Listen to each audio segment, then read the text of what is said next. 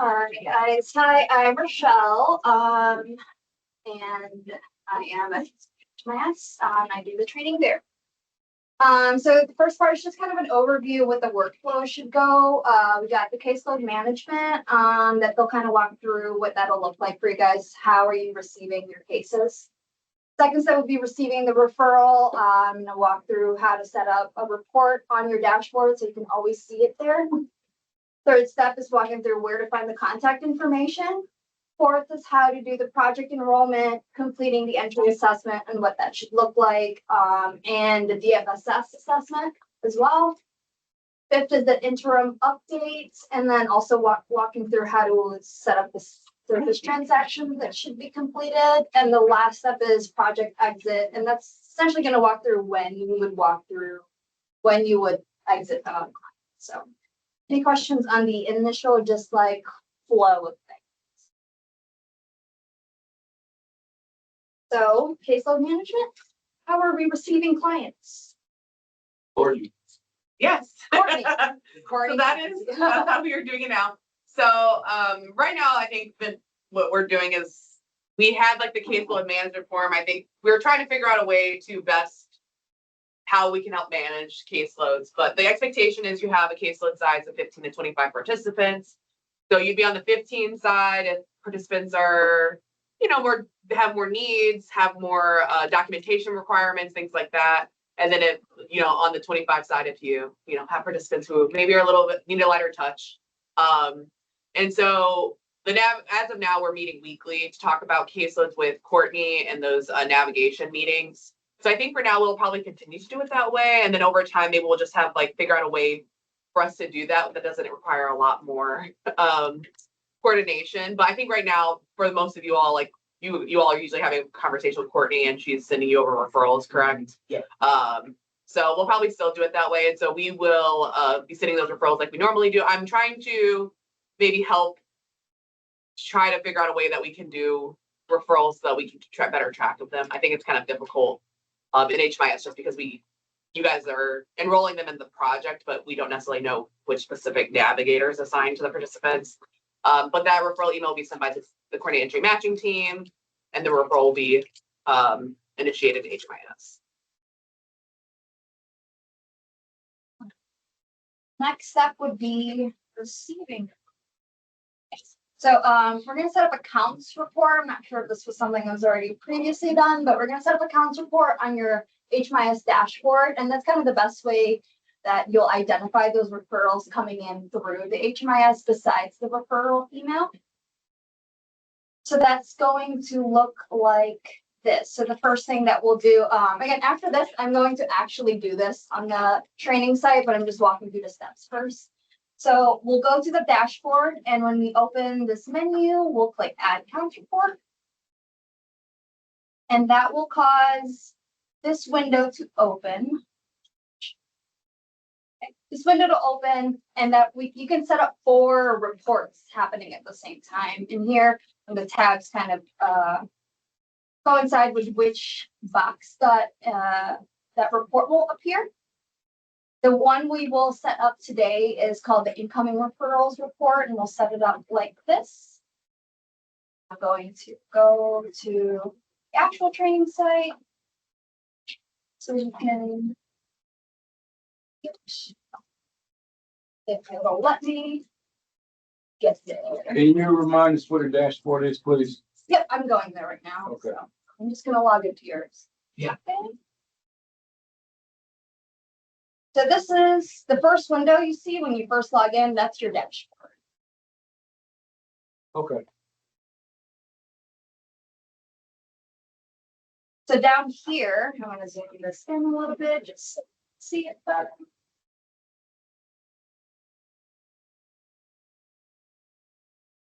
All right, you're big. I see count. Okay, so this is our dashboard. This is zoomed in. If you scroll under the news, you should see Customize Homepage Dashboard. That opens all our modules. And we're going to click Add Counts Report. Okay, and that causes this window to open. That's all our counts report. Click the pencil. Okay, this and dashlet appears. So I can set up a different report for each quadrant here, and it's set up accordingly on these tabs. We're just gonna set up one. The report name you're looking for is incoming referrals. The No date, option to add a dash accounts report, just preview accounts report. it's probably already set up on there. So is it already at the top? Yes, ma'am. So if you click the pencil, then this window will pop up. So then you can actually get reports for that. Okay. I'm just gonna set this one up for all dates. Obviously with your own dashboard, you can set up with whatever time frame you just want to focus on, maybe this quarter, maybe the last month or so. And then I'm going to click a provider. Pick one of the navigation. Wow. Spelling right. Spelling page right. My brain works faster than my, so let's pick one of those. Click OK. And now in this quadrant, that this will automatically update as you receive them. That number will change. When I click this number, if there is one, the list of clients will show up there. The first column should have a client ID that if you click, let me see if I can find one that actually has. Just like.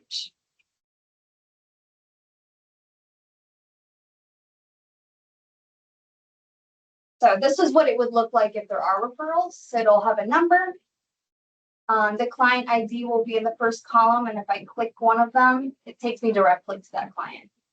So that is how you should be able to keep track of referrals coming in. Any questions on what this process looks like? I see few people have their devices on, so maybe you can try it on your own. If you have any questions, we can kind of walk through it.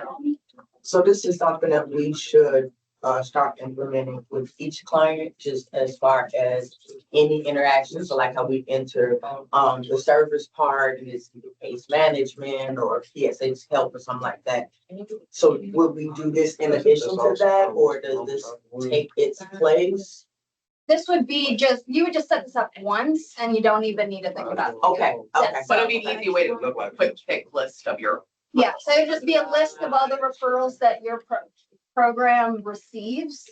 Is that past and present, or Yep. just what you Well, did? depending on how you set up the time. So if I set up my accounts report to just this last month or last quarter, then you would only see referrals you received at that time. That's great, because Gus and I are required to account for how many we have housed versus interactions, so that would help us tremendously.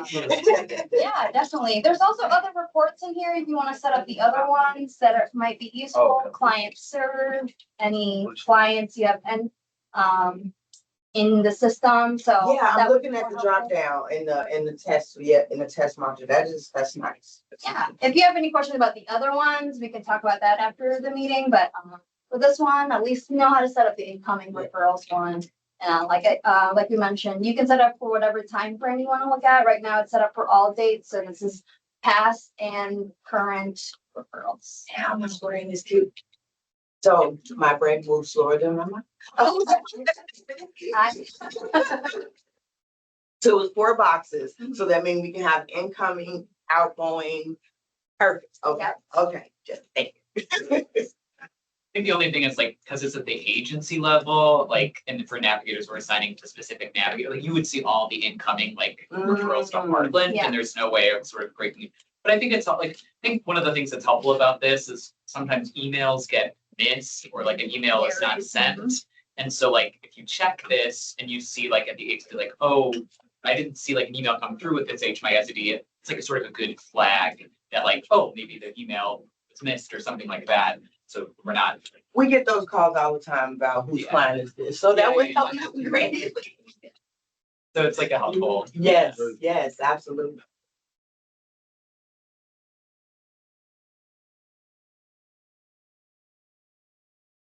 I'm going to go back to our screen here. Okay, so we set up our accounts report. Again, you guys have access to these slides, so something you refer back to, and then again, we're recording, so. We was trying to get the Wi-Fi, wasn't it? It's sometimes weird. Our next step is after you receive a client, we need to contact them. There are 3 ways to find contact information on the record. And that is the actual contact information sub-assessment that's going to be found in the client profile and the coordinated entry assessment, the social service contacts, and then other program enrollments. It's my understanding that navigators have like a contact list of all the other projects that they can use. That contact sub-assessment can be found in the client profile. So again, I'll show this to you guys in just a second. But if you go to the client profile, there will be a sub-assessment in there that will have the client information, start date and end date, see which one's valid.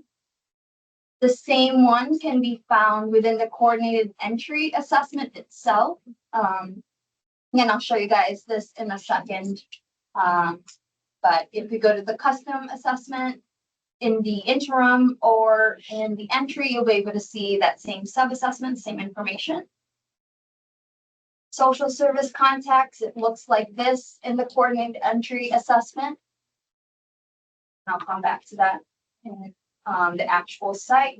Another project enrollment. So when you see the entry exit table, you'll be able to see all the other enrollments they have that's open, or like they have been in the past. Anything that does not have an end date is current. That means they are still working with that program. And the last step that we would complete is updating that need status. So as we mentioned, that referral is kind of how we communicate what's going on with the client. And it's very important that at each stage of receiving this client and contacting them, the team is being communicated or they're being alerted to what's happening with the client. Can you go this part slowly, please?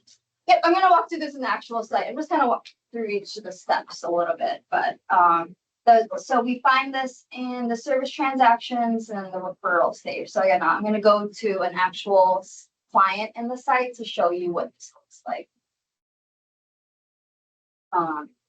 Projects have 2 days to let the team know that you are attempting to contact the clients.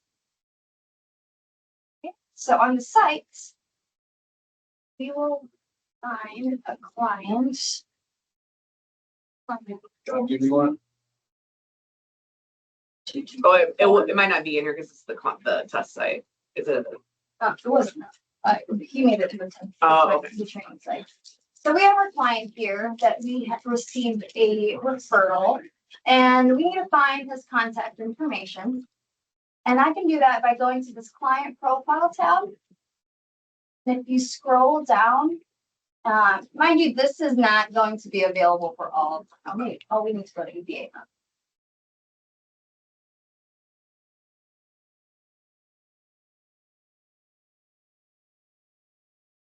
Oh, no, I need to be one of you guys, actually. Oh, wait. That's what it is. I have to let Shadow Gust. And then go to Larry. So this is not going to be set up for every client in the client profile yet. The data still needs to catch up, but recently we put this client contact information in the client profile. So this should be the very first place we look. So it will take a few more months to probably for this data to catch up. So we're waiting for like some clients' records to be updated, but once they are updated, all contact information should be found within the client profile. We don't need to dig around for it. So this is first place. If it is not there or that table is blank, our second place we go is that coordinated entry assessment. Okay, always go to the latest assessment they have completed. That means if it is just, so I'm only looking at this row, first of all, I'm only looking at this row. If there's only one date on there and no interims, then we're looking at the entry assessment. If we see any number next to the interim column, those are going to be the newest thing, and we want to go there. But since there's only This is a recently enrolled client. We're just gonna go to the entry assessment.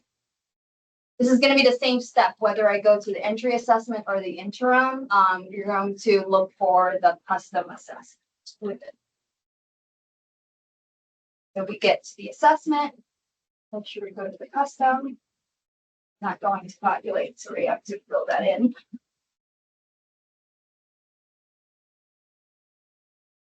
Custom, and in the custom assessment, we should see again the contact information. Said a lot in those last couple sentences. Any questions on how we find it within the assessment?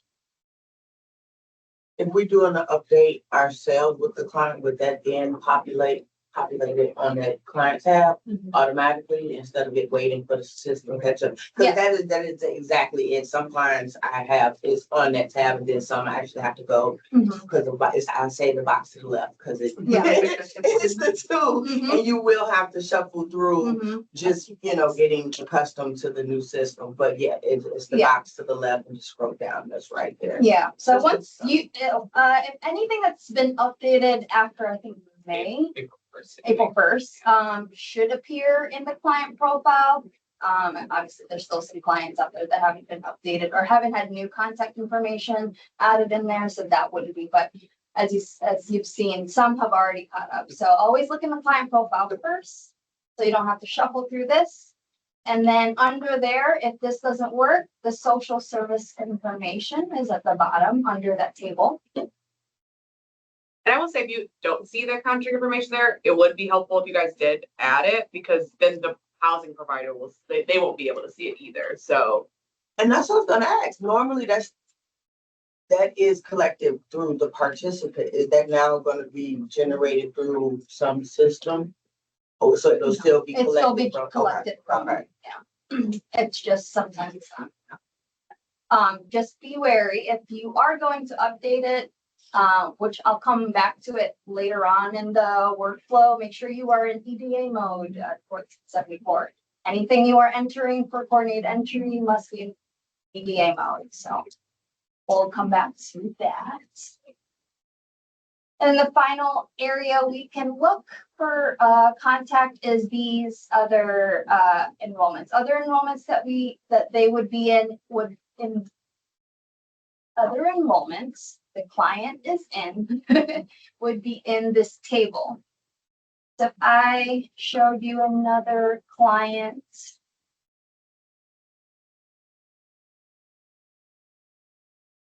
Forget that I'm not. So other clients that have other enrollments, again, as you guys have probably already seen, we'll have them all listed here. And to my understanding, I'm not sure where their program contact information that you guys do. We try to maintain an Okay. updated contact list. But where is it? In there? It's that we have like a navigation SharePoint. Okay, so in the navigation SharePoint, there should be a contact list for other programs. Or if you're unsure, you can also reach out to Courtney or me, and we can help you. So within the training now, there is an assignment where we just went to Larry Lemon. So we'll actually go back and do that. Okay, so this is a quick little quiz. We pretty much kind of already went over it, but it'll be providing a sample referral email. So I'll kind of walk through what that looks like. And then we would locate that client and then answer the questions about the contact.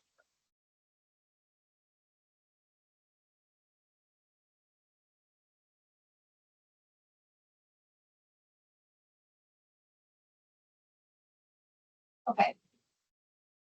So this is what the referral will look like. I'm not going to read it all the way through, but it will, you guys have probably seen what this referral looks like. But we'll provide you with a client ID. You guys won't have to do this again since you're attending the live one.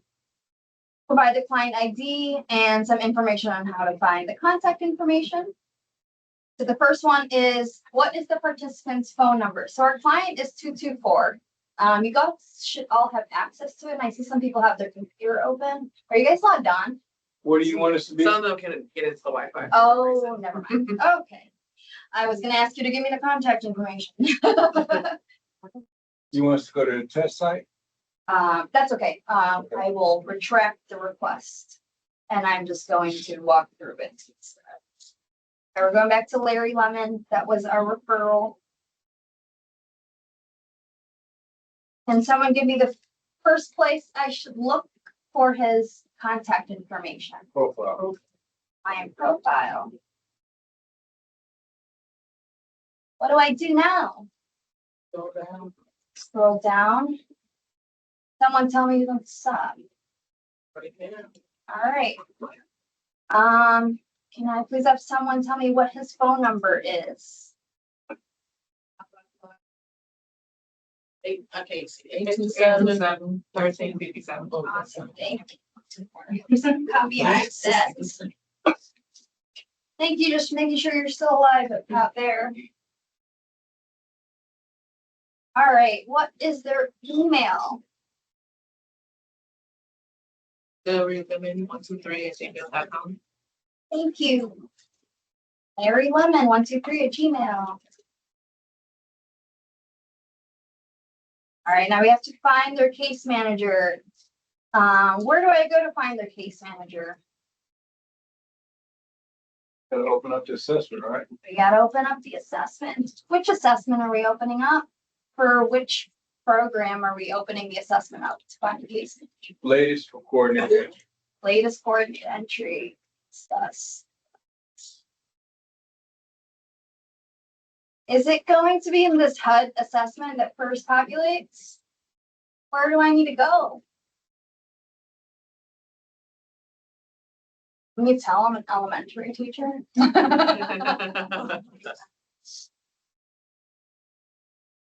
Is it in this current assessment we're in? No, it's coordinating entry. Thank you.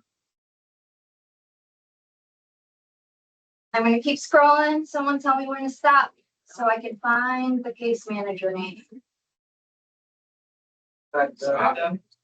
What's the case manager's name? Johnny S.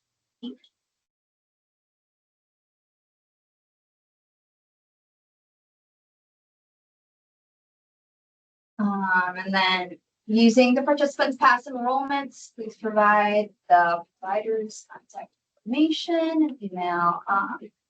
So we have to have the list, or where did, I feel like the answers to this was not.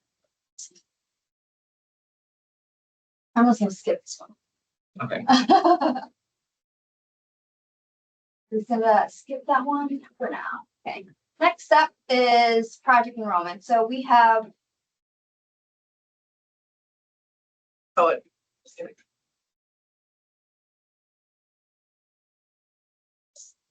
Just share.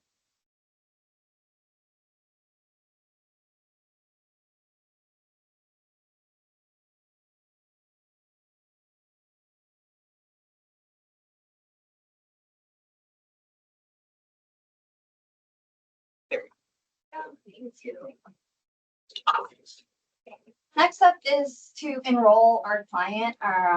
So we have received a client, we have contacted them.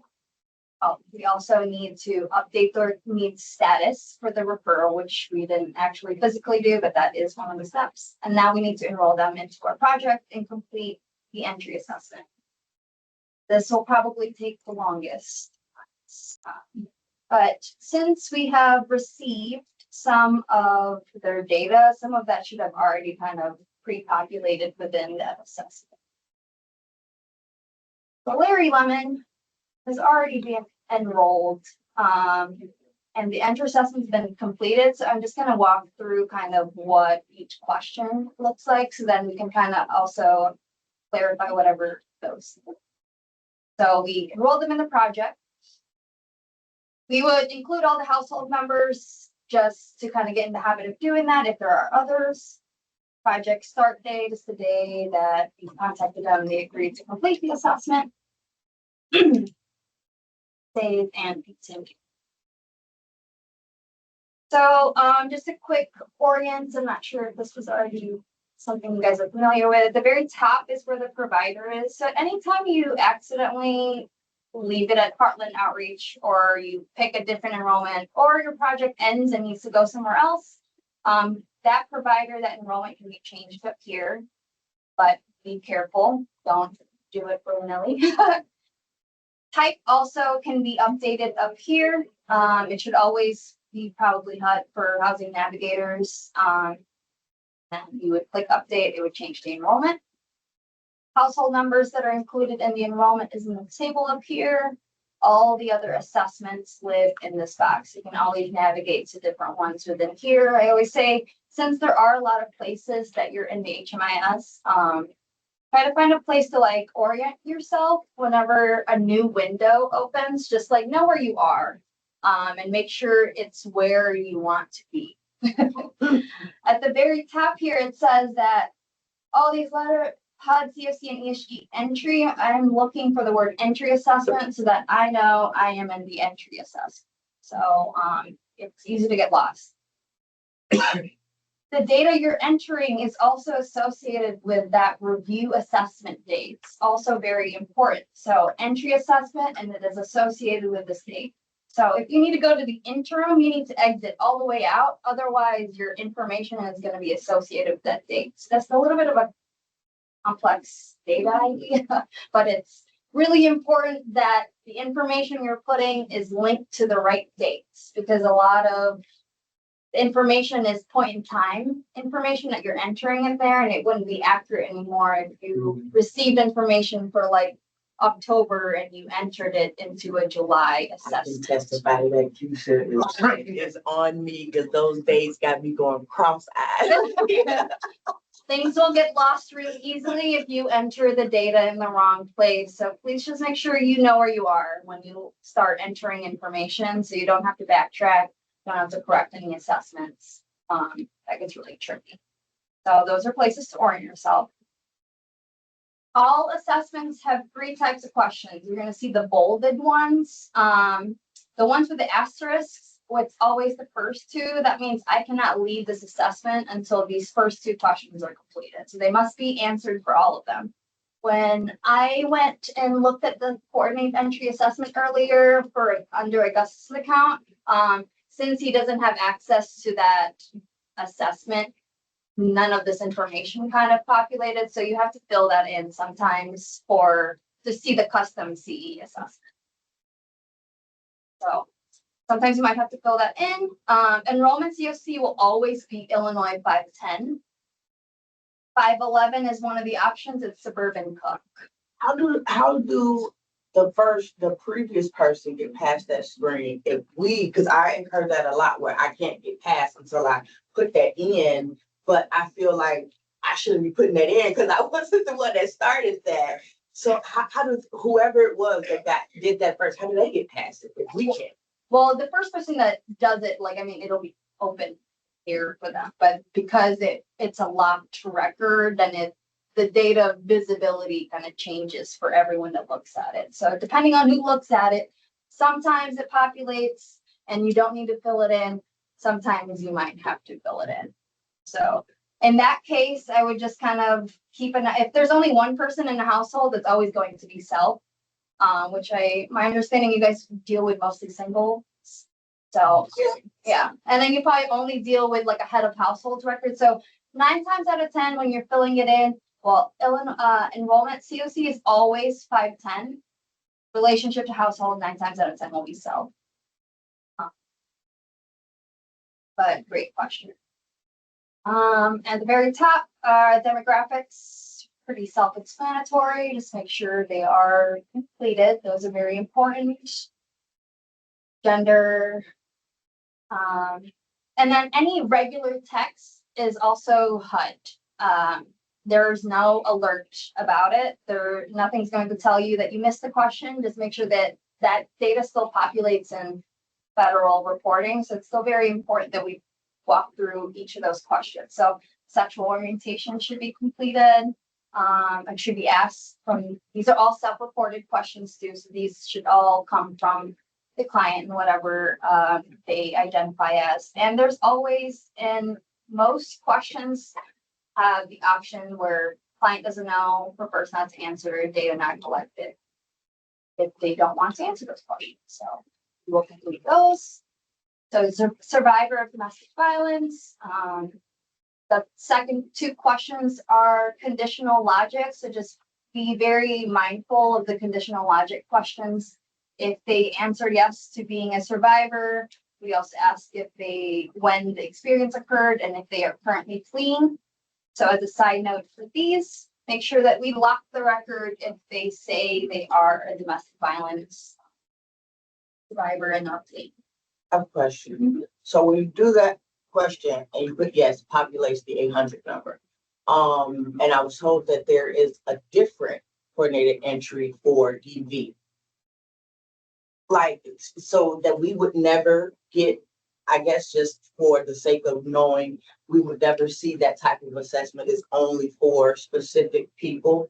Okay. So it's in a separate system. So it's iCarol. It's just like a comparable database that they use for confidentiality. But people can complete the DV or the GBV coordinated entry assessment by calling. It's like the Illinois Domestic Violence Hotline, though they employ housing resource specialists that complete the assessment. So they can be in both systems, but I think like if you are speaking with somebody who is a survivor of DV or human trafficking or otherwise, you can also refer them to the Illinois DV hotline.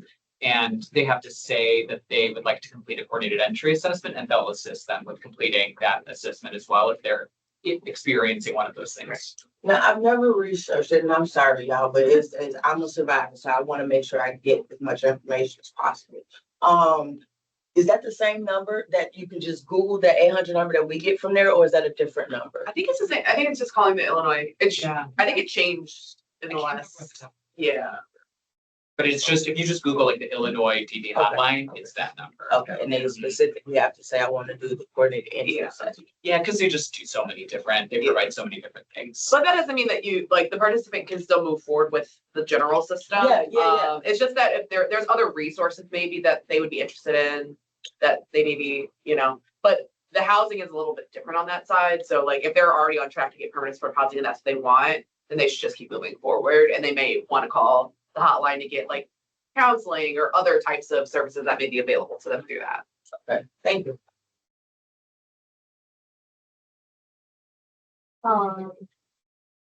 So we would lock the record to protect their record here in this general system so that it's not shared with everybody and only the right people see it.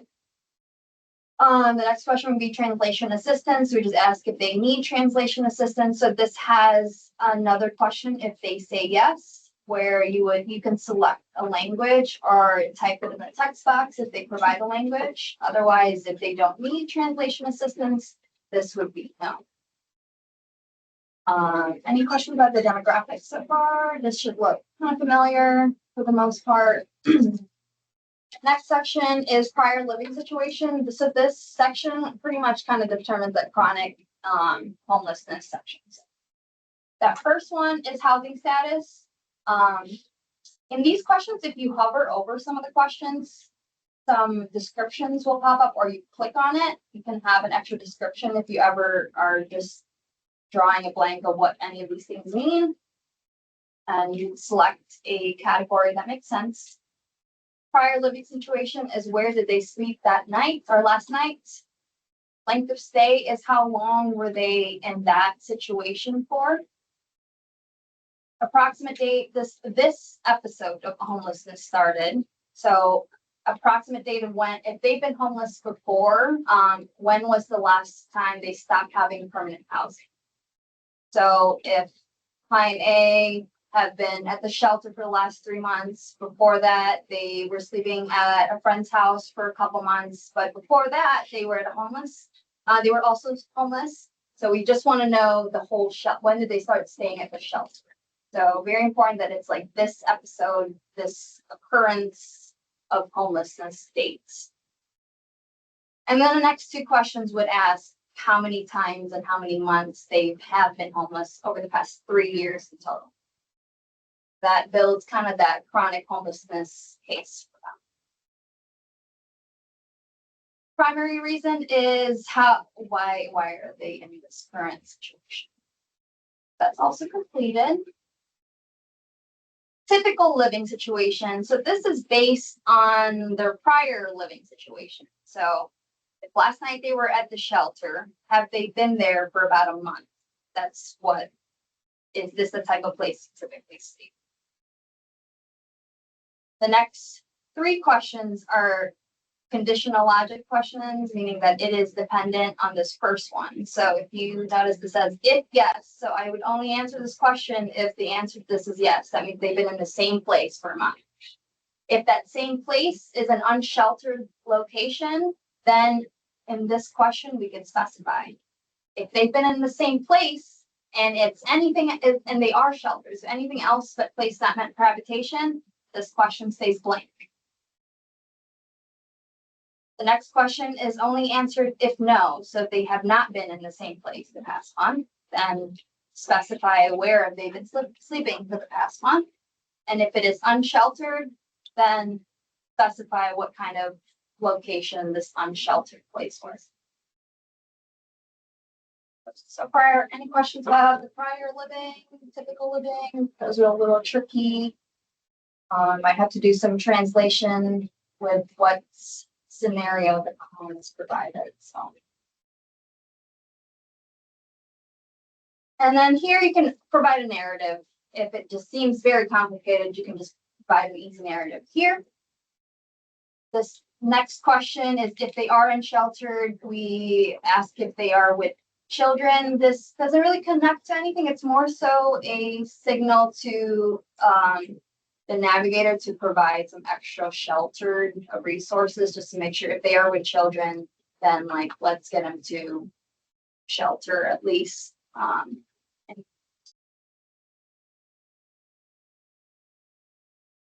Next table is the current living situation. So here is just where you document where are they going that night. And then we have our sub-assessments and our 4 sub-assessments. So I'm going to zoom out. So these next 4 sub-assessments are a little tricky.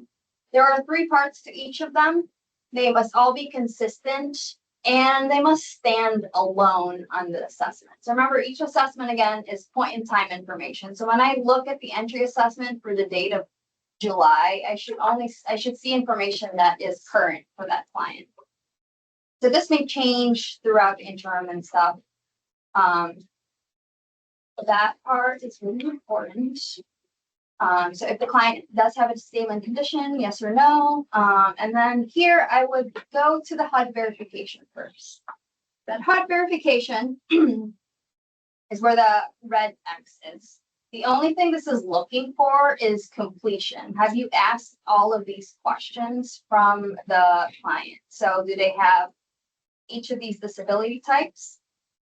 To make sure this is green, but to make sure this is green, we can fill everything in using this element at the top. So I can mark everything no, or maybe they don't want to answer any of the questions, but every question should have an answer. I like to just mark everything no, and whatever they say yes to, we can then mark that yes. So if they say we have a mental health, mark that yes. And now that automatically pops up my record where I can I can indicate if that disorder is long-term. So if yes, anything that they say they have, is it long-term? Yes or no? And then click save. And once I click save and continue, that whole table is now completed for me. What that should look like. Same thing for income. So we ask if they have any income. Yes or no. We go to our HUD verification. Fill everything in first using this top element. And then what are they reporting? Maybe they have a little bit of earned income. We'll mark that yes. When I mark anything yes, then I can add my amount. Make them 200. Maybe that's the only thing they're making. Maybe they have some other SSI, other 200 there. If that's all they're reporting, they have nothing else. Let's save and exit. And again, that completes my whole table there. Total monthly income. best practice is to just add what they report at that point in time. This view gross income is not the most consistent. I don't think it's limited with the visibility. So if there's other income in there, it's not going to get added. So just add what they report at that point. So we put in 200 income so that our total will be 400. Area median income is based on our annual income. So they just reported a total monthly, multiply that by 12, 4,800. There's one person in our household and 4,800 is under this first 30% threshold. So under 30. The third type of question in assessments are these italicized questions. These questions are optional for adults. They are for youth, 18 through 24 clients. The COC wants to collect these for youth. So we're going to skip those for our client for now, but they're all pretty self-explanatory. Non-cash benefits. And we'll fill this out. HUD verification first. Fill everything in so we don't forget. And then mark what we need. Yes. So non-cash benefits doesn't work like the other ones. It didn't automatically pop up. I have to click save first. Use the pencil so I can add an amount. Don't forget to add the amount for your benefits. Oh, 200 just makes me today. And now that is complete. Like exit and non-cash benefits. Health insurance the same. Finally, mark everything no.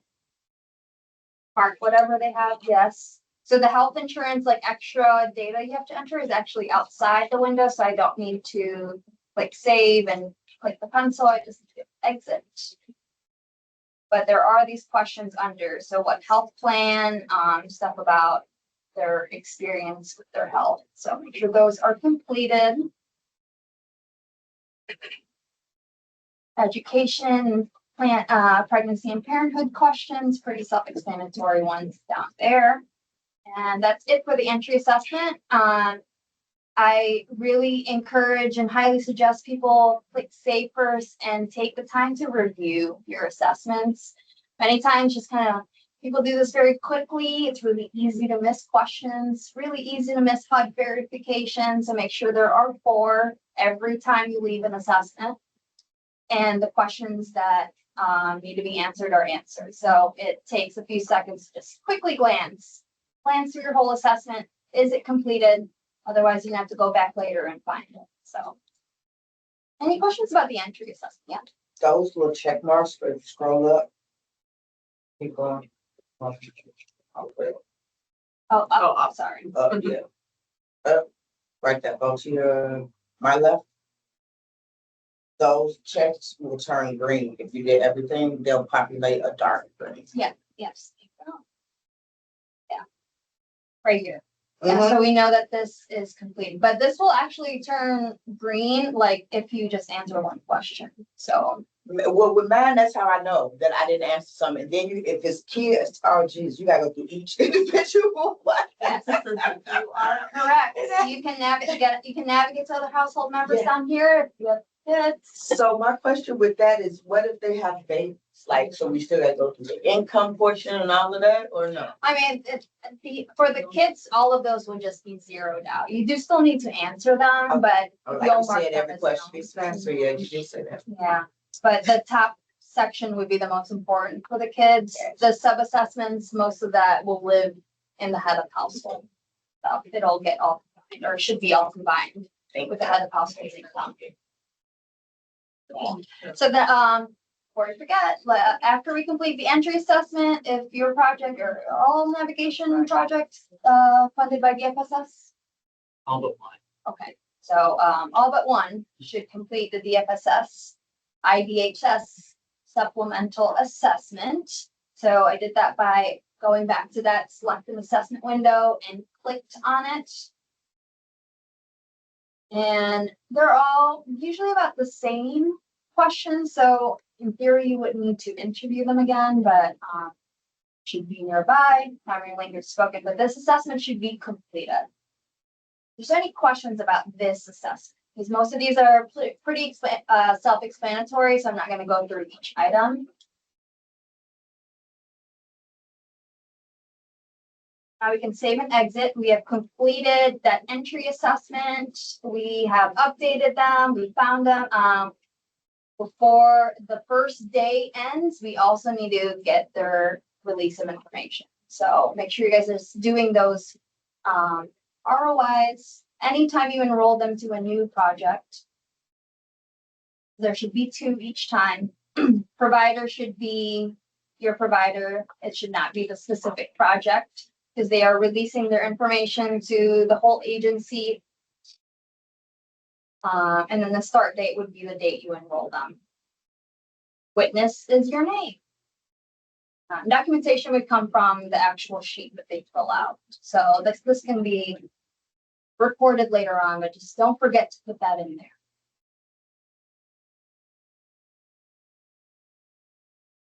That is the entry assessment. We went over the release of information, but I'll quickly kind of walk through kind of what that means again. So anytime a client is enrolled into a project, we need to provide access to privacy policy. These forms outline why their data is being collected, what we're doing with it. They should be pretty familiar with it already at this point, since they've already gone through coordinate entry. It's same forms. They just have to do it for each agency they work with. So just a quick little reminder of what that is about. So few important things to note about them is that they can change their choice at any time. And when we do that, we just add an end date, change the end date, add a new entry, just like our sub-assessments if they change their consent. Only adults. So kids don't have to do consent forms. The parent or head of household can decide for them, and that would just be included at the very top. If you guys notice in that release of information, I can add household members. So here I would add, like, if it's Larry Lemon has kids, I would include the household members in that kids in that release of information. So they're already included. And then you just want to encourage and educate the clients on like why sharing their information is important with the community, to the community. And emphasize that if there's really no reason for them to lock their record, which is, like just safety concerns, obviously, is the main big one. If there's no like legitimate reason for them to lock their record, it delays the process to have to unlock their record. So if there's no reason, try to encourage them to keep their record open and to share it, because it's the way we're using it. It's really only us. We're not using it for anything else. The system is very protected in that way, and their data is safe, and it's only used to coordinate their care. So I just want to make sure we're fully informing the participants the importance of sharing their information to each other. Obviously, accentuating circumstances, no questions asked. We are locking it right away. Yeah, I think one reason maybe outside of like DV or human trafficking is that I think sometimes it's come up once or twice that someone they know works at a different agency that would be using HMIS, and maybe that Oh yeah. There's been something like that before, but usually it's related to DV or human trafficking. Unaccompanied minors too Yeah. should have a locked record if they're by themselves. So the next step, so they've been enrolled. We're working with them now. If at any point any of that information, really we're mostly concerned about the sub-assessment data and the sub-assessment data. If any of that part changes, then we need to add interim review, and that is done in the interim. So this kind of will walk through the update assessment. I'm going to do that pretty quickly. I'm going to do one update just to kind of quickly show you guys. So here we got Larry Lemon. So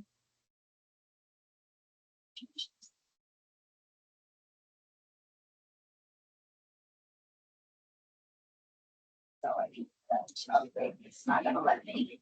Okay. right, so if I go to the interim.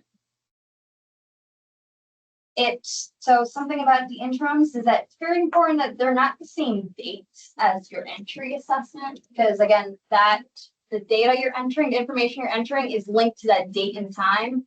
So if you're entering new information with the same date and time, that your updates are not gonna show up because they're linked to the same thing, so. It's gonna make this 30. And once I click interim review type will always be update for you guys. So never be clicking any of the other ones. And this will take me directly to my update assessment. Again, I'm going to orient myself. I know I am in the update assessment because this title says update. Okay. I am associating with all this information to the date here, 7/30. Now I'm in my assessment. First two questions are housing move-in date. That's not for us. That's only for permanent housing and rapid rehousing. They don't need to enter housing. They're supposed to be exiting them at that point. Yep. Okay. So you'll never be completing these. Leave these two questions blank. Current living situation. If their situation changed. So previously we entered rental by client. So if their situation has changed, then we would add a new entry and close out the old one. Leave that as is. I'll show how the income is updated because that's the one that's kind of mostly updated. So I'll go down there. If their status of domestic violence changes from their enrollment to this point, then you would update it in the interim, not the entry assessment. So we're not changing any of the original data. We are just adding new data to the system here. So if their status changes, input it in the interim here.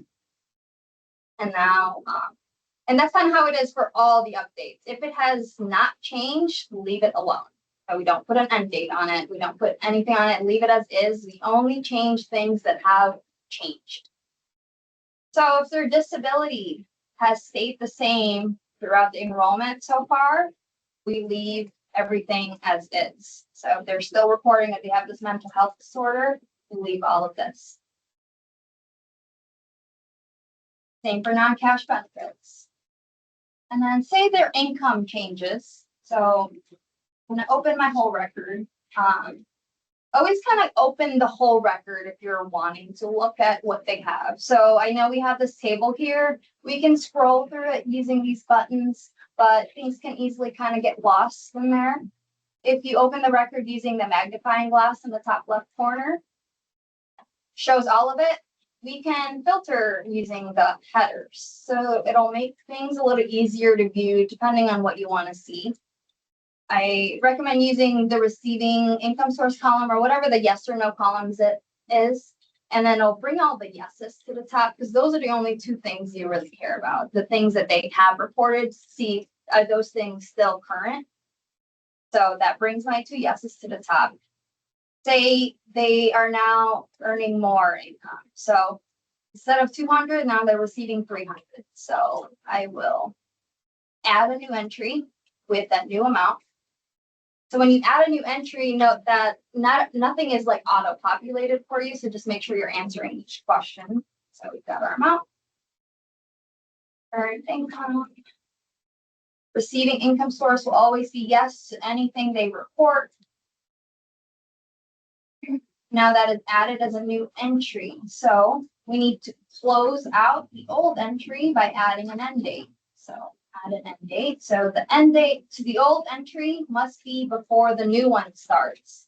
Very important because the system will then read it as they're receiving all of them at once, which would not be accurate. So if they're only receiving that one piece of amount, then must end it before. So 7.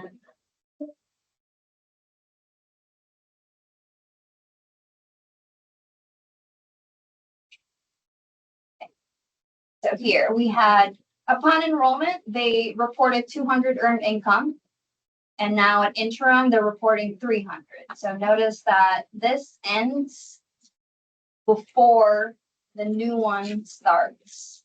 That's very important. Any questions on how to update sub-assessments? This is how we update all the sub-assessments. And then before you leave that window, always check the HUD verification is still green. So this will turn red if one of their sources ends. So if they stop receiving income, earned income completely, and we have to put an end date, now at this point, they're not receiving it, that's gonna turn red because we need to tell the system, we need to add another entry that tells them they're not receiving that anymore. So that, what that will look like is, say we stop receiving this Social Security, we're gonna put an end date there, or yesterday.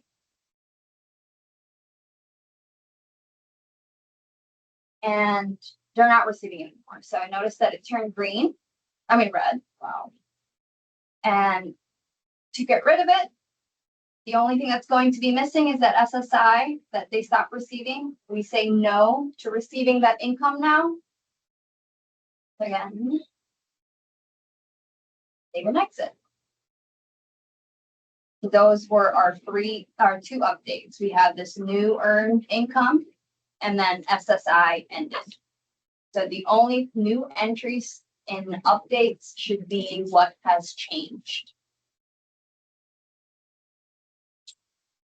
No phone. Cool. And any of the regular questions, if they change, you would then just go ahead and change it. And it'll be linked to that new date. Exit. Now we have that intro completed. Okay, we're going to skip all of those and go to our services. Okay. In the interim as well, you'd be expected to enter any of the services that you have already provided. And this will be completed in the service transaction tab, and I'll go there in a second. And then we have a list of service requirements. So we'll share this link so you kind of have it as a resource later. But at the very top of this article, kind of shows you again how to enter services. But there is a table where all the DFSS services are connected to the way the HMIS kind of categorizes it or calls it, and the definition of when those things should be done. So this is a list that you can peruse at your own time. But this should be a reference. I will now go ahead and create a service with you guys. So say, even this interaction of me just doing the intake is case management. I'd say that's what this is. So I'm going back to my Larry Lemon. Service transactions right here. This is also service transactions, view entire service history. This is where you would also see that referral. Okay. If you only want to see referrals, we can filter it by referrals. If you only want to see services that have been added, filter it by services. I'm going to look at all of it. And then we're going to add a service. So let's go back to my dashboard actually. Add a service. Would you click add service? I just click add service. So if you go to, if you're in this window, at the very bottom, you can click back to dashboard.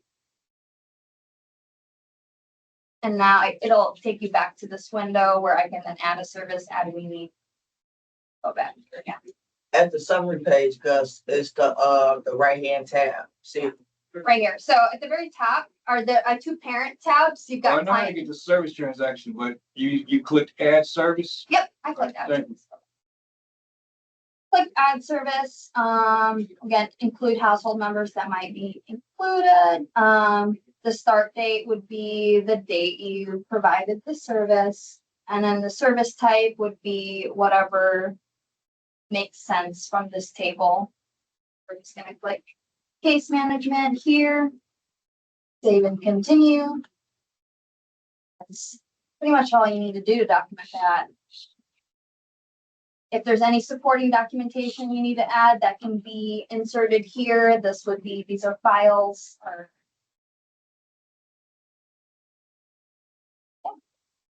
Any questions on how to do the services? That's pretty quick. You just click a service type, save and exit, and there it is. All the services always come with a need. So they come as pairs. You don't need to create the need separately. When you create service, it creates a need automatically. I'll say, so I think like a good sort of rule of thumb is like if you're, however you're like logging case notes internally to sort of like each new case note, just like add a service in the system.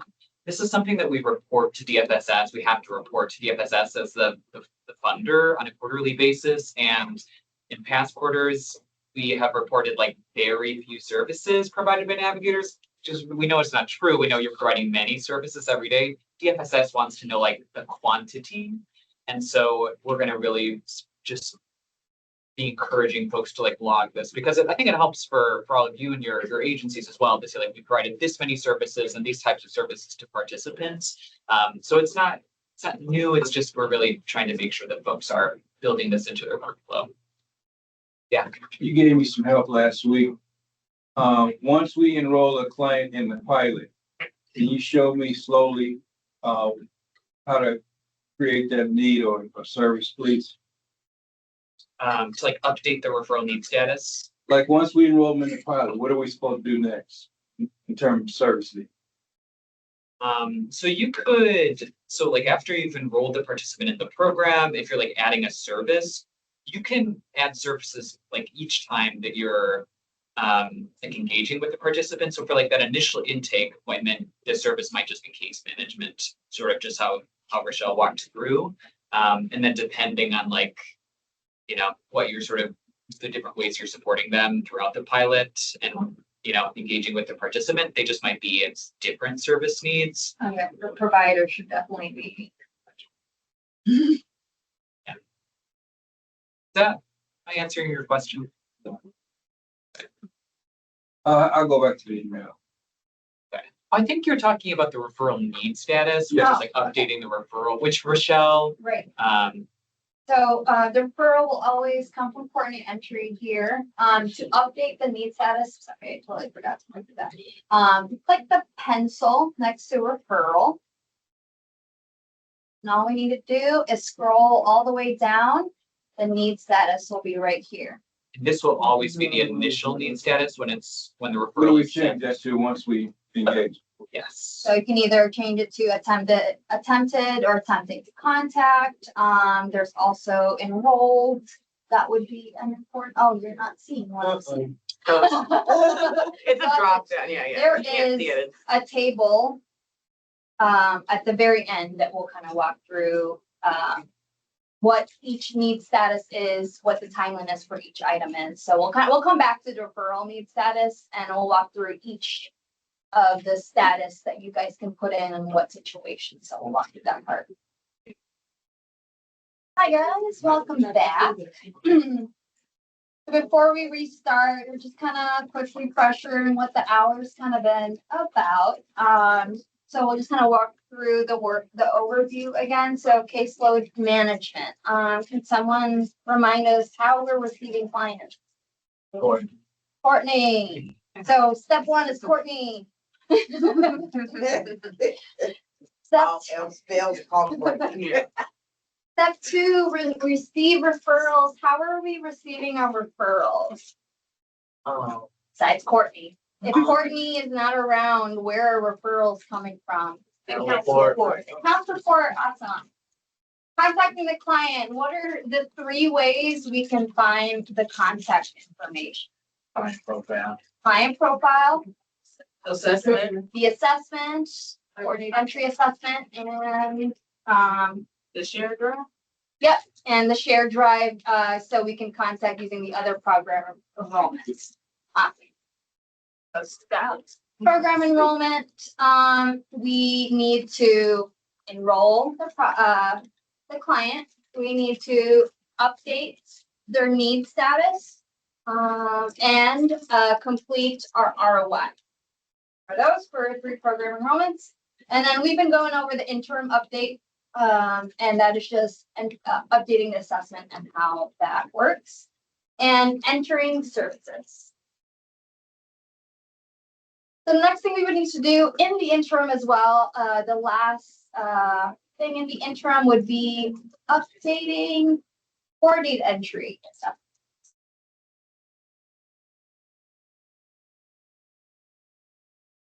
Then, some of you guys might have already completed your housing resource specialist training. Some might not have, but it will now be part of your toolbox of things with your participants. To update the coordinate entry record, very first step is to enter EDA mode. Please enter EDA mode. Very, very important. Anything, if you enter any data under just your regular agency into that coordinated entry assessment, no one else will see it, and you did that work for nothing. And then find the record again, and then locate the existing 1474 enrollment. So Larry Lemon, and I'm still using Augustus, so I would need to enter EDA mode. EDA mode is done up here, and EDA is enter data as. So you're taking on the role of a 1474 project instead of Parkland Outreach. So EDA mode, we're going to select 1474, and then Chicago Coordinated Entry will appear next to it. So this is how we know that you are on EDA mode. To exit, we just click it. So in this case, when it's not bolded, it is off. Turn it on, and we click here. This is on. Okay, so now I can find again Larry Lemon.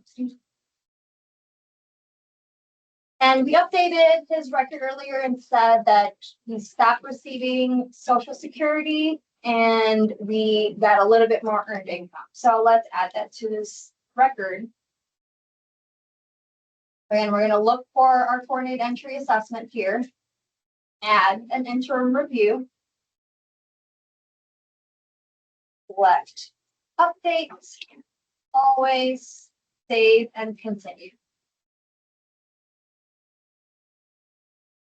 Only thing we're editing, again, is anything that's changed, which is, we'll say that income. So we'll go down to that income and do the same thing that we did in the other assessment. So these assessments function the same, but the visibility of the data is different. This is why we have to do it twice. Open the whole record again, just to make sure and view what's there. So previously, this is what they reported. So we're going to close that out. Because they're reporting to us that they only have Social Security. So we're going to close this out. Today is 8:15, so 8:14. Save, and then starting today, they said they only had 200 for socials. Receiving income source, yes, and save. So now this original income is gone. This is our only income. And then if you notice again, that HUD verification turned red because disability is no longer. So click the HUD verification. Mark the disability no. That's the only thing that's open. Click save and exit. So our two updates at the very top. So get social and then disability. Update that total monthly income to 200. And that's the only thing that changed. The only, so we click save. And then pause and then make sure you have the right contact information in that record. That's the second thing that needs to be always updated. So if their contact information changed, always do another interim as well. So just to help us. So if this information is different now, we would then add an end date here. And then we would add new information. Any questions on how to update the CE assessment? So basically, when we do an update, everything should be on the CES other than our case notes. They have to be in, they should be in both. So as a navigator, you need to enter the data under the regular navigation program. And if any, and then go to the CES and make sure that the same information is updated on that record as well. It is a little bit of a double data entry, but again, because the visibility to the two enrollments are for different groups of people, you have to make sure that both have the right that are. Especially the contact information. Yeah, That's a good if thing. anything else, like at least look and make sure the contact is accurate. So, But your grandma did open up and you blank.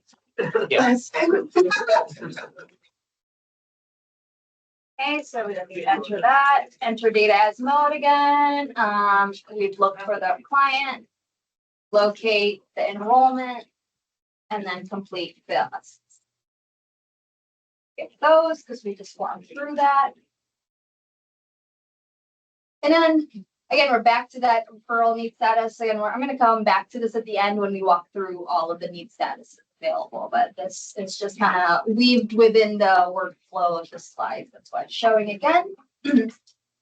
In particular, at this point, something that you might need to update it to is if they're housed. So if they do get housed, well, at this point, you need to update the referral status for that. Again, we'll come back to that in a second and we'll confuse you. Now let's check.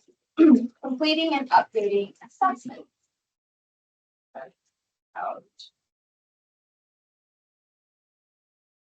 Okay, when the participant is enrolled into the project, what must be completed? Check all that applies.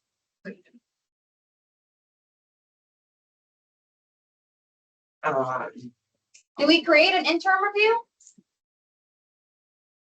Yes or no? I see. If we have contact with them. We are just enrolling. So when we're just enrolling the client, what needs to be done? Yeah, no, Is it an no, interim? Nope. no, Okay. that's like second. Do we complete the entry assessment? Yes. Yes. Do we complete the IDHS, DFSS assessment? Absolutely. What about the exit assessment? No. No, not yet. ROI Yes. and referral need status? Yes. Yes, beautiful. Submit. How should a navigator, wow, that's the word used here. How should navigators do? What should navigators do when information about participants change? So we're going to be completing these sentences with the drop down. While enrolled and working with the navigator, it is important to continue to update the participant's record. This is done by adding an interim review, enrollment, service transaction, or referral. How do we update their information? Interim review. When updating standard text fields and drop downs, we just delete the old response and replace it with the new ones. But when we're updating sub-assessments, new entries should be added to the table, even if no changes occur or if changes occur. When do we add a new entry? It changes. It changes the current. An entry is considered blank if the end date is blank. Entry is considered current, incomplete, or an error. Current, yes. So if the end date is blank, it is current information. For data that's expired or has ended, blank must be added. Exit assessment, service transaction, or end date. End date. Any questions about those questions? All right, before entering data, you must be in enter data as mode. Where on this page do I enter data? How do we turn it on? Top. At the top? Put into data. To the left of your name, To the in the left? yellow box. Yes, all right, right here is where I would go. Awesome. Yeah, so sure that you're entering data for 1474 in EDA mode, and remember that this is what it looks like when it is on. And then which of the following should be updated in coordinated entry assessments? Contacts, benefits, all of the above, income. All of the above. Thank you all. And the last step is project exits.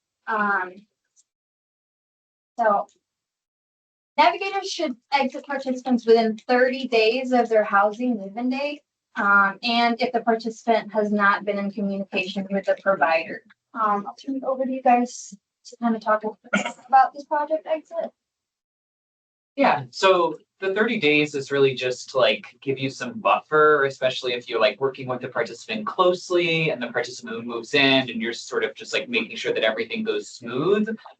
So it's like just, it can be sooner after the participant moves in, but once they're housed and all is well, you want to make sure that housing movement, or you want to make sure that they're exited from the navigation program within those 30 days.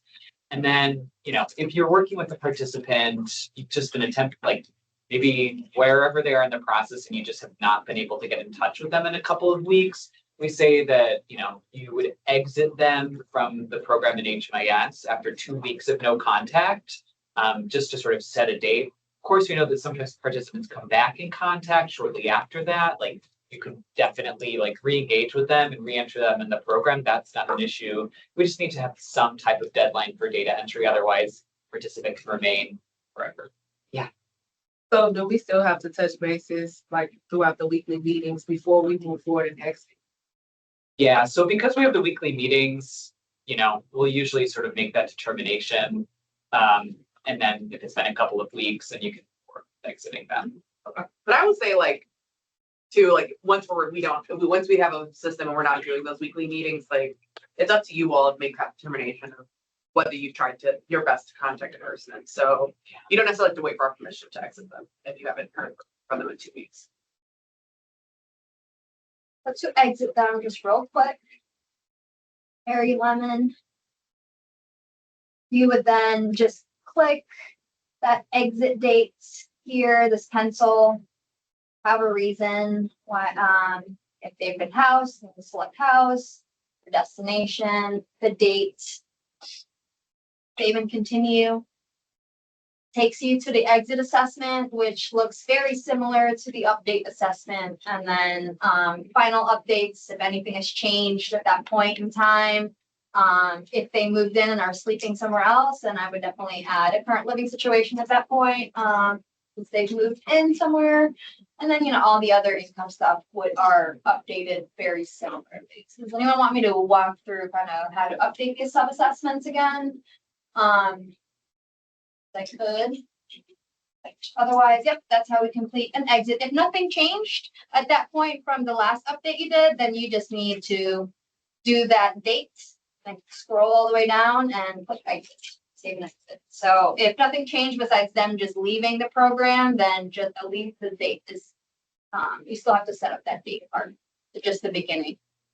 It'll still force you to go through, see the assessment, but again, like if nothing has changed, then we just leave all of that as is, save it in.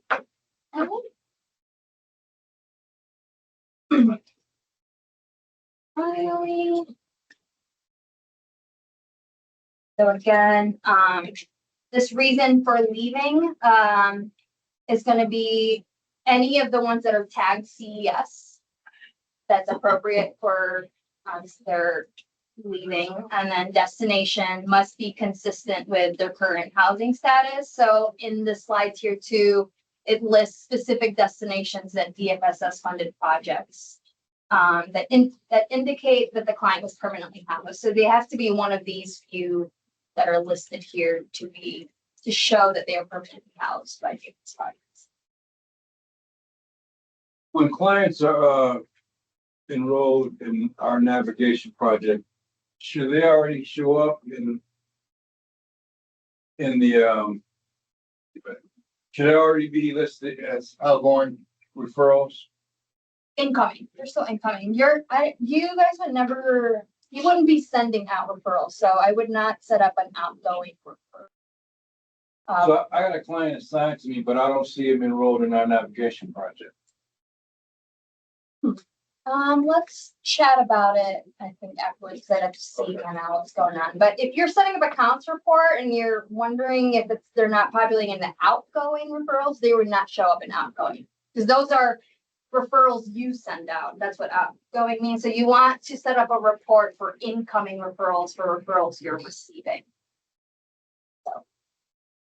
My guess is if like you're not seeing a project enrollment, it might just be that nobody at the agency did the project enrollment yet. So it might be, just might have been something that was missed. It would have to like go back and create a new project enrollment. We can take a look.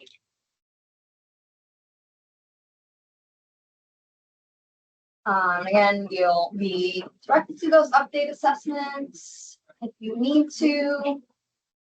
And final section is the expectations. So I'm gonna turn it back over to the team to walk through kind of each of the referral need status, or not each, but kind of the list of them.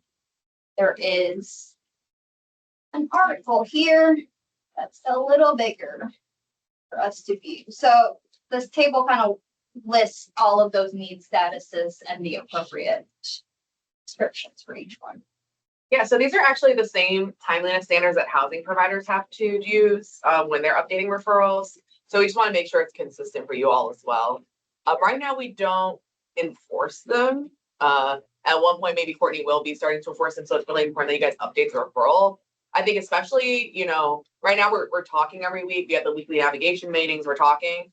But in, you know, previous situations and maybe in the future, we won't be meeting every week to get an update on every single referral. So this is the easiest way for our team to know where you are in the process with the referral. So when you first receive the referral, it'll say CES team only, system navigation matched assigned, saying that the referral was sent over to you all. And then you have 2 business days to update that referral to attempting contact. All that is saying is that you are recognizing that you received the referral. That does not mean you have to make contact with the participant right away. It's just saying, by saying attempting contact, you're just saying, I got the referral. You're acknowledging that you received the referral within those 2 business days. And then you have 15 days to try to contact that participant, whatever it means you need to. So within that 15 days, you would be trying to call them, email, contact a project enrollment, if there's a case manager on file. So you'd have that time to try to contact the participant. And then after the 15 days, if you have not reached the participant, you would update it to that rematch status, more than likely than not able to contact, or maybe you were able to contact them, but they're not engaged. For whatever reason, you can update it to that status.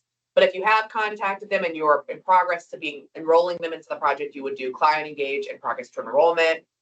But there's nothing to say that, like, let's say you get the referral on the 15th and by the 20th, you've talked to them, you started your enrollment. You can definitely update referral need statuses early. It doesn't have to be that time frame. You can always do earlier than that's just like the maximum amount of time that you'd be waiting.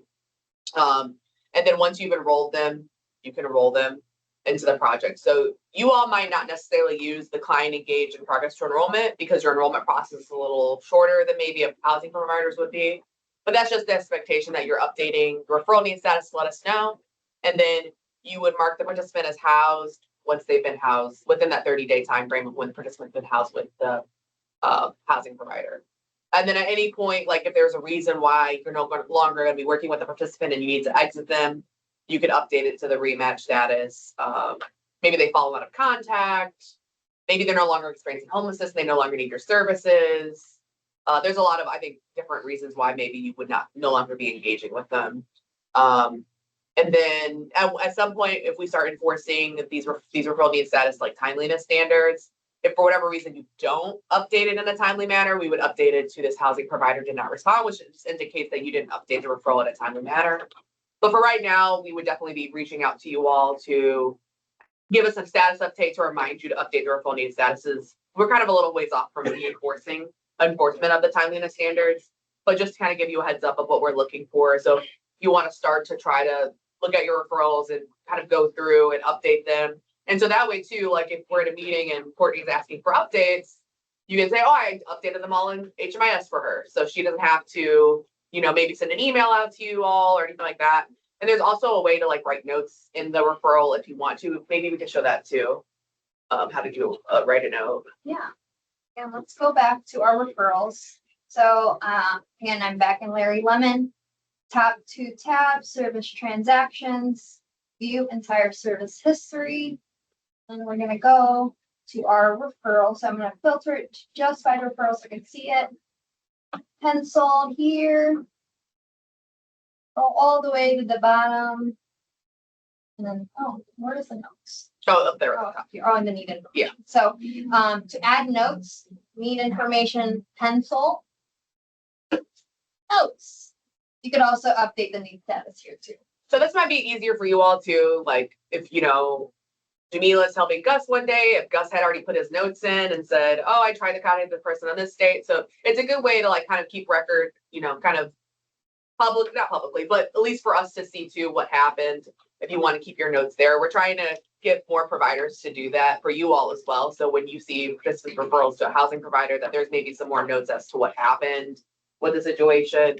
But this is like a good indication too. It's like if something was kind of a little, maybe a little more complicated, like, oh, you know, you got in contact with a participant and they fell off. Like you can make little notes to keep track of that, so what happened with that situation as well. Does you have any questions about that? So we can't show it on here because it won't pop up, but like you should see, I'm sure you've all seen before, there's just like a big box with like 50 different little things you can choose from. But that article will show you exactly which status to add it to. So it's the need status right there.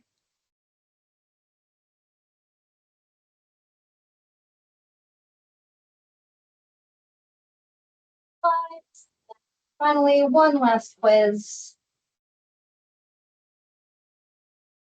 Over. Okay, so how many business days from the date of the referral should you update it to attempted, to attempting, or attempted to contact? 2. 2.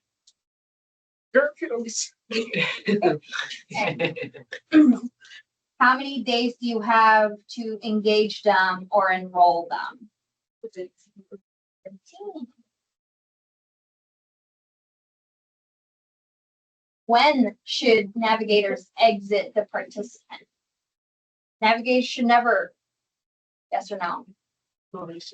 They should, yes. Within 4 weeks of non-communication? 2 weeks. 2 weeks, yeah. And then how far away from their housing move-in? 30 days. Okay. So a navigator received a referral and was able to contact via the participant via email. Contact the participant via email. The navigator has an intake appointment scheduled tomorrow to describe the project and meet the participant. What should the referral need status be set at? Engaged. Yes, engaged. Now, quick question. If we actually be with them enrolled in the pilot, then it will be enrolled. Yes, yeah. Once you have And it, that's once when we send Courtney that client information document. And you've completed the entry into an HMIS. All right, thank you. so if you don't even have to do that engaged like Jacob mentioned or but you can just go straight to enrolled if you did all of that in one day. So. A navigator has been working with a participant for the past few weeks and the participant is scheduled to move in on Friday. What should the referral be set at today? What should it be currently at?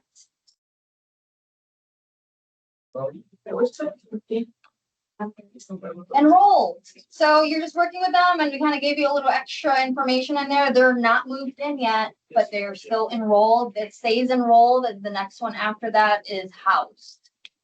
So up until you have enrolled them to the time they're housed, you don't need to update the need status unless something drastic changes.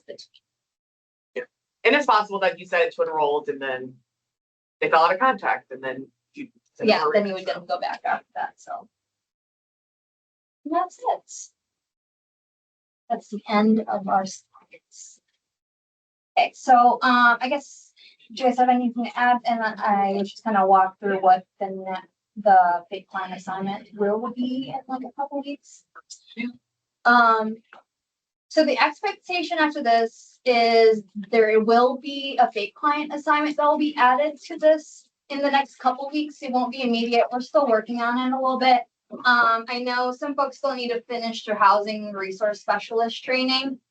The navigation fake client assignment is going to be a continuation of that. So what it's going to look like is once you complete that assignment with Emily and Keisha, that same client, Courtney's gonna add a referral to it. And then we're gonna have you guys do a different scenario so you can enroll them in the project, update the need status, and just complete an assessment in your navigation project. So again, we'll give you more information when that's complete. It'll probably be about 2 weeks before you guys have access to that. But for these slides, we'll follow up and we'll provide an article that'll be more accessible. I'll enroll all the attendees into this once it's ready, probably in another week or so. So this will be available on the LMS as well, but we'll give you guys an article to reference for now, so you can use it in your daily right away. Same content, it'll just be an LMS too later on. So that's when all the big client stuff. Yeah, so we will send out an assignment in the next couple of weeks, test our knowledge on the information we learned. And we'll just have like a due date, probably a month out from that assignment. So you guys have time to work on it when you have time. Yeah, thanks for coming, everyone. Does anyone, we'll kind of roll into the meeting agenda, but does anyone have questions about anything we went over today with this? Otherwise, we can roll into the meeting agenda, or if people have questions at the end of the meeting, we can also do one-on-one questions as well. So, well, thanks, Rochelle. Thanks, Rochelle. Okay, cool. We'll roll over. Jake, do you want to put up the meeting agenda? Well, how about nice to meet you all. I'll be out there. And see you guys leave in a second. Okay. So this will take us however long it needs to take. We'll see, maybe like 30 minutes. But I just wanted to have some time to go over some of the things that we've been going over. So we did have our monthly meeting yesterday. I just wanted to go over some of the stuff with the PEP if anyone has any like specific questions. I think that there has been maybe some confusion around participants being matched outside of the PEP. So I know that there hasn't been a lot of vacancies for the